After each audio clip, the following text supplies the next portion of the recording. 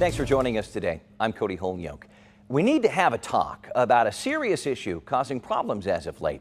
It's called swatting, and it's anything but trivial. It's when someone makes a prank or false call to 911 to try and bring out a large law enforcement presence of armed officers, like a SWAT team. This can have deadly consequences. Case in point, 5 years ago, we saw a high-profile swatting case in Wichita. An officer shot and killed a man at his front door just after Christmas. A prank call from an online gamer sent police to the home thinking that people were being held hostage inside. And even after that, all these years later, swatting has now started involving schools. Out of nowhere, it was just a cop. He just comes in a room with a gun. I'm like, wow. So we all got quiet, like the whole class got quiet. Police swarmed a high school in Wichita earlier this month after someone falsely reported an active shooter on campus. Officers scrambled to the scene and the classroom mentioned in the call, not knowing what they'd find. Where there's the possibility of people actively being killed, we respond as fast as we can and do our best. Thankfully, police quickly figured out the call was fake, but this could have ended much, much worse, all because of a phone call. The same day, North Kansas City High School got a similar swatting call from outside the area, which sent the school on lockdown for 15 minutes. When you add in other calls of threats at schools in places like Oklahoma City and Hollywood, Florida, there's a real danger here. So much so, the FBI is now on the case. The head of Kansas City's field office tells Heart of the Matter there is a real impact to these calls. It can be devastating, right? It can hurt the victims or the responding law enforcement officers. We've had individuals hurt, killed. You basically drain a lot of law enforcement resources that are basically responding to an incident that's not occurring, taking them away from other things. Paired with constant threats and lockdowns, just going to school can be draining for students and parents alike. So how do you navigate this reality? Joining me now to talk about it is Dr. Danielle Johnson, clinical psychologist with the University of Kansas Health System. Welcome back to Heart of the Matter. Nice to be back with you, Cody. Good to have you.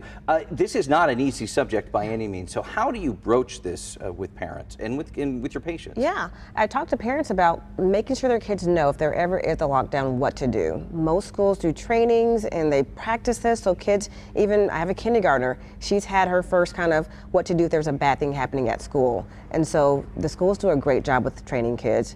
Parents may need to reinforce that they may do some lockdowns, they may do things to keep you safe, but emphasizing this is to keep you safe. Interesting that you have to introduce it certain ways to certain kids. So bad things happening. Yeah. I imagine a high schooler much more open about what quite you explicit. do. Yes. So how do parents kind of tackle that? I mean, it's tailored to every kid. Correct. It's tailored to their age, and so for my younger kids, we're going to talk about something bad happening and keeping you safe.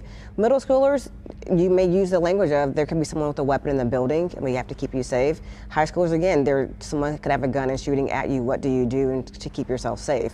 And so that language changes for the age, but then for parents to talk to their kiddos about what will you do? Where will you go? I know there's, with other shootings, parents could not find their kids, and so talking to your kid about if there was an incident, you had to evacuate, making sure kids know where to meet up with parents and making sure that there's a line of communication between parents and kids. Things we didn't have to think about when we were coming up through school. I mean, going to school today is very, very different. Distinctly different. Yeah. What is the impact that you see in your patients and in these kids? Yeah, anxiety is the big thing, not just for the children, but for the parents, because as parents, we send our kids to school with the expectation they'll be safe, they'll come home maybe with a bruise, but never with the understanding that they could be, harmed or killed at school. And so there's a lot of anxiety around these trainings. There's anxiety around sending them to school. I actually have a parent who did not send their kid back to school this year out of fear of what happened at Olathe this past school year.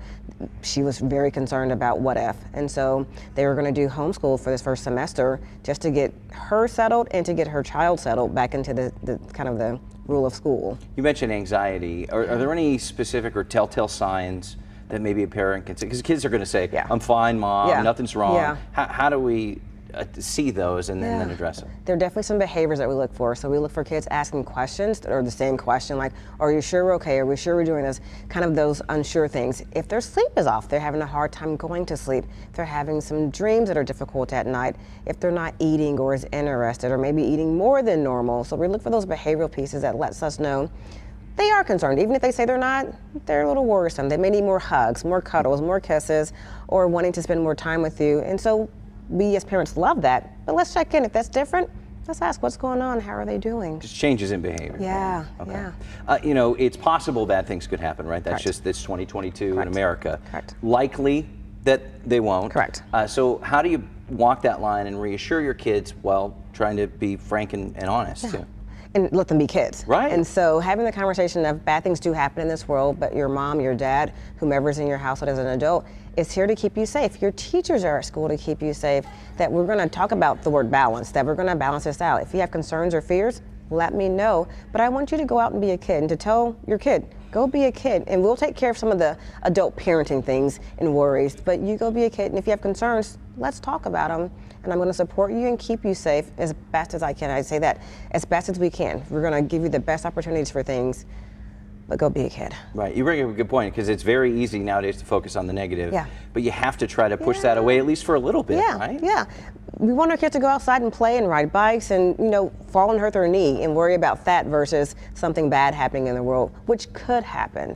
But living life with all those what ifs promotes more anxiety, and we want them to have this tools to not have to worry about so much. And so making sure they've got a time. I love the car rides home, because you get a time to talk to the kids. How was your day? What was great? Maybe what was not so great about the day, and kind of talk about all the things that happened, and that could be the routine. Dinner table, perfect time to talk about the day. So making sure as a parent you have a platform to talk to your kid on a regular basis, so you've got a kind of pulse on when things are kind of getting a little off. Your spidey sense can go off sooner rather than later. For sure. You know, as we've said, swatting is a serious issue, seems to be picking up a lot of steam. Yeah. These prank calls, and I don't want to trivialize them by calling them prank calls, they can have major consequences. So how do you warn your kids, hey, this is not something that you or your friends should be doing? I kind of take the stance of you don't say things that could hurt someone else or to cause law enforcement to come, because at some point you can have a legal kind of consequence. So outside of the legal consequence, you are setting up the scene for kids to be really scared, for teachers to be scared, for law enforcement.